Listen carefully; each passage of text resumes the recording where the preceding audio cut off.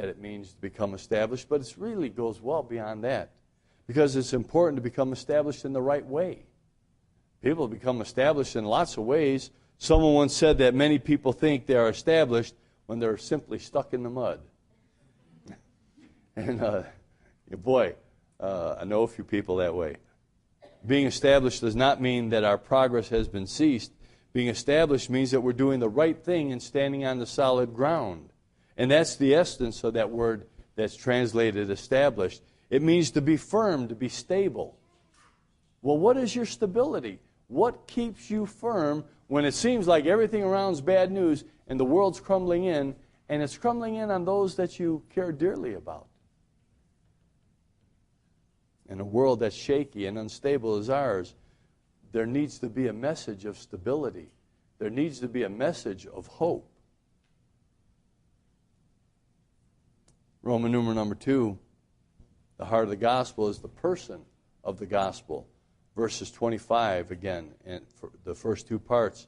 Now to him who is able to establish you according to my gospel and preaching or proclaiming of Jesus Christ. The gospel has the power to establish us, and it centers on a person. And that's important. I think we sometimes lose sight of that. It centers on a person, and people get confused. The gospel is not a set of rules. How often do we make it, though, a set of rules? And it's not a set of regulations for living. Although there are some rules and some regulations, that is not the heart of the gospel. It's not a set of principles on which we stand ethically and morally and have value, although that's important. That's not what the gospel depends upon.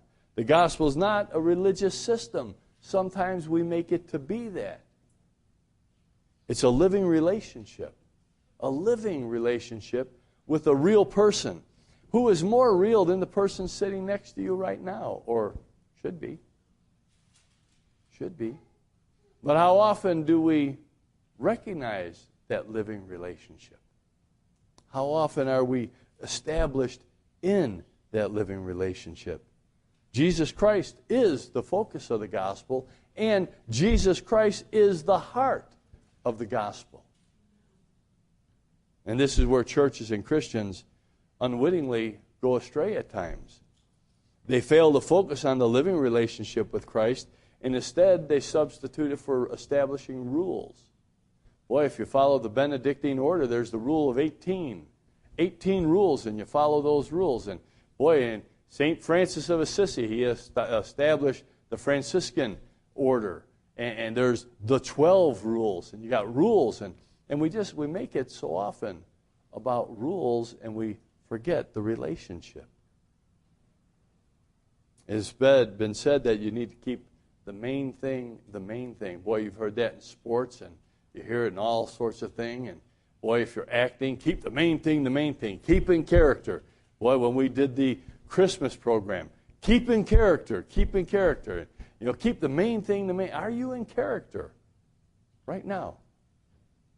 Are you in character? What's the character? Christ-likeness. Are we in the character of Christ? The main thing in Christianity is to keep our focus on Christ. Proverbs 4:23, it says to keep your focus, keep your heart guarded. And to guard your heart, in Hebrew says don't stumble. Boy, keep your focus. Keep the main thing the main thing. Keep Christ out in front.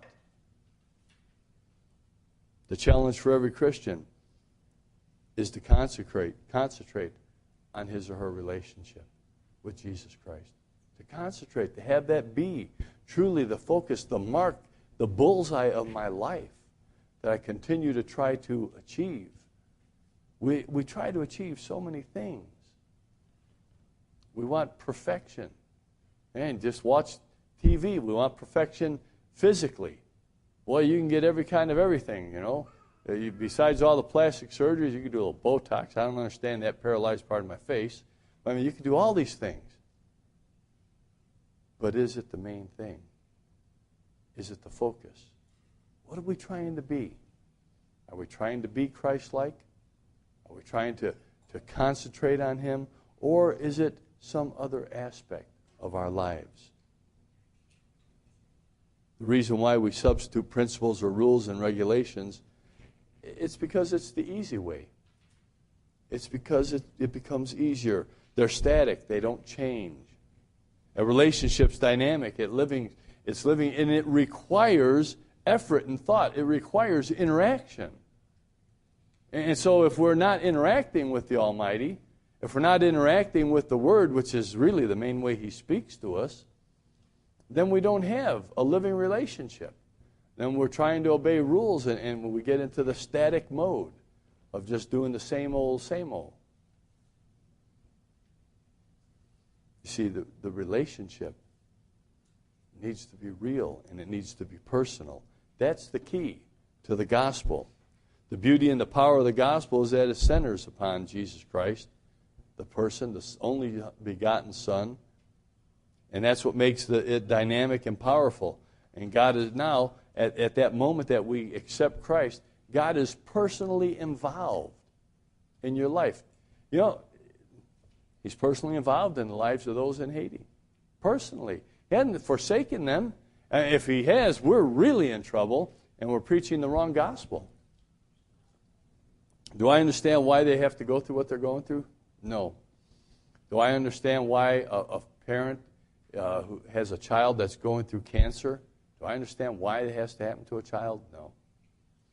Do I understand why bad things happen to Christians? I don't. Do I lose sight of the fact that God is sovereign? I hope not. I hope not.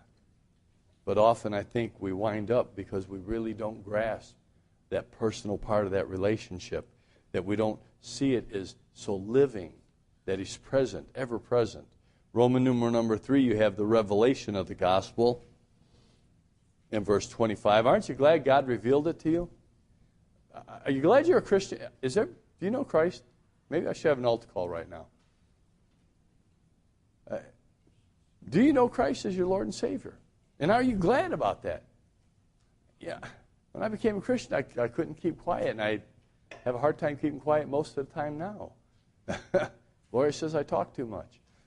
But are you happy about it? Does it fill your life? Is it your focus? That's the beauty. And it's the revelation. According to the revelation, look at that in verse 25b. According to the revelation of the mystery which had been kept secret, it was secret for long ages past. It's not secret anymore unless you and I decide to keep it secret. God's not kept a secret. In other words, the gospel is a mystery that's been revealed. It was a mystery because people didn't see it, and they would never have conceived it. You and I could not have conceived of coming up with this plan for salvation. No, what we try to do, you see, it's been done. Nothing's new under the sun. Let me tell you what you and I would try to do. We're doing it today. We try to build the Tower of Babel. Yes, we will build and we will reach the heavens and we will be, boy, I think there's a religion out there that says it, we'll be like God. We'll become like God. So if I can only make my body perfect, I'll live longer. And what? Are we living longer with a purpose? Is there a purpose to live longer? Is it to just collect more stuff? To have more stuff? To say I'm, the next potential Bill Gates? Don't worry about it, I'm not. What do we want to achieve?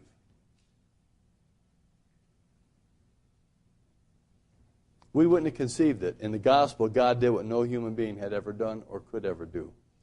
The way that God chose to deal with the rebellious and sinful humanity is something that we would have never, ever considered. God sent forth His only Son.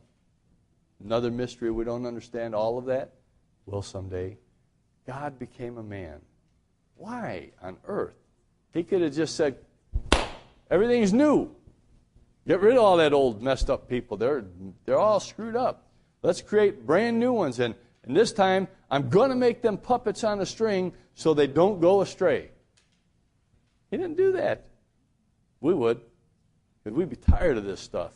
And we get tired of people going astray. We get tired of us going astray. So we want everybody kind of regimented.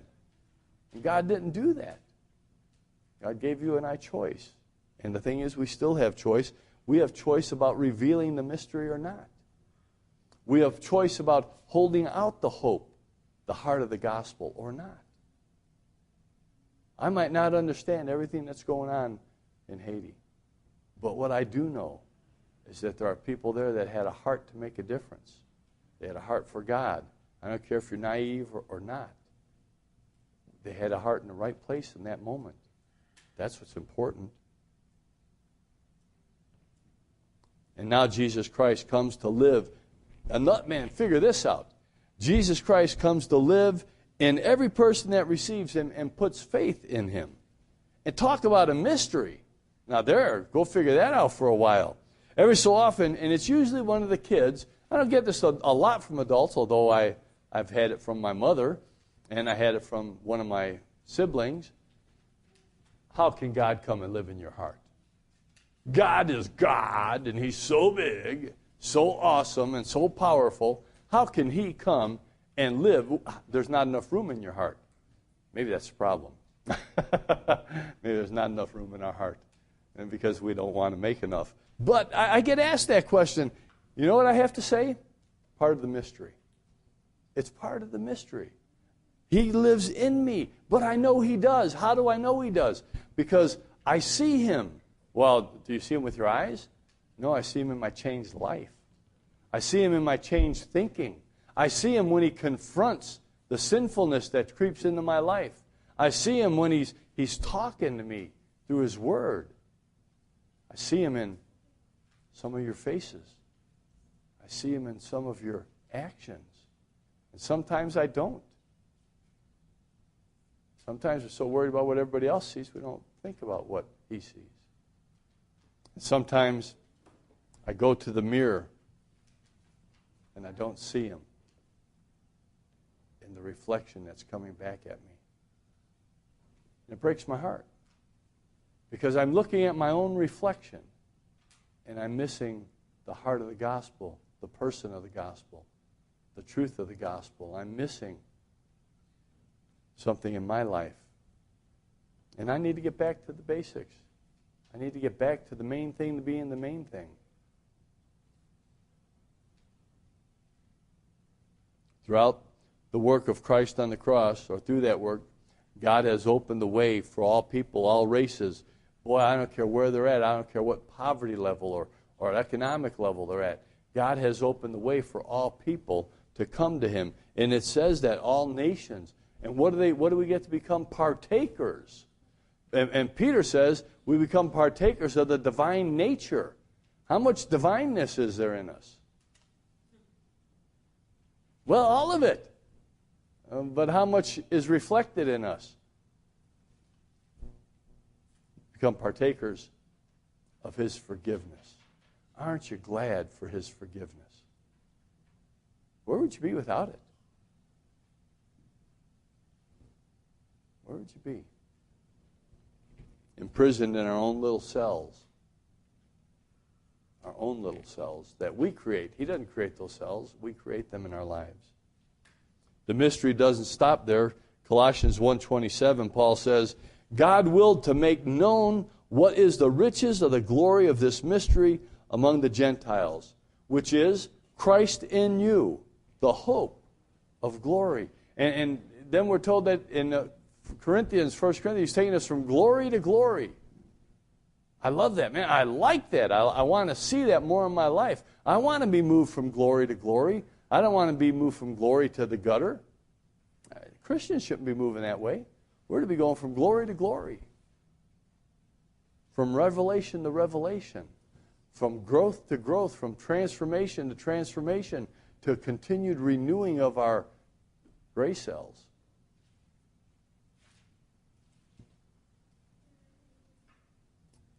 We live our lives by the mystery of Christ living in us and through us. That's how we are to live our lives.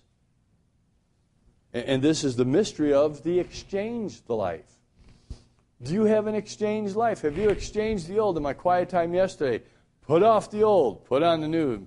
You know, I have written so much this week, I think I'm making up for not journaling last year. I mean, I'm writing 2 pages, and it's like, man, God, I'm going to have more time, and I don't want to get up any earlier, God. Can we do shorthand? But